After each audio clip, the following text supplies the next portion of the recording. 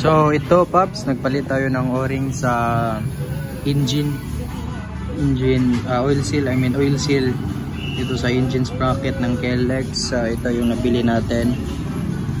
Ito, pag bumili kayo, ito yung numero niya.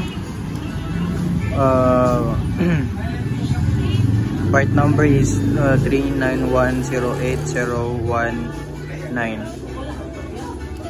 Tas dito naman ito 223255. Yan, tatlo yan. Ito yung mga numero sa KLX. Yan, so dito na siya, ilalagay natin siya dito. Tas meron din ito siyang maliit na o-ring. So ito, mamili din tayo nito, o-ring. Lagay natin siya dyan. Tas takpan natin ng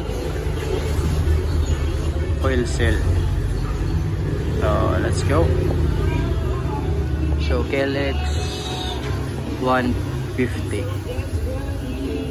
By the way, share ko lang po din sa'yo, naka 21 rims na tayo at 80.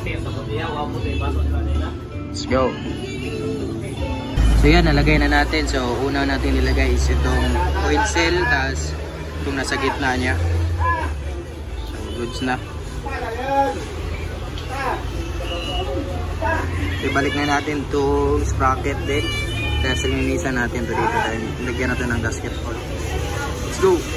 And Pops, nabalik ko na yung sprocket natin. So yan, naigpitan ko na. So yun lang kasimple. Tapos dito, nilagyan ko po na gasket hole para hindi tumagas yung oil.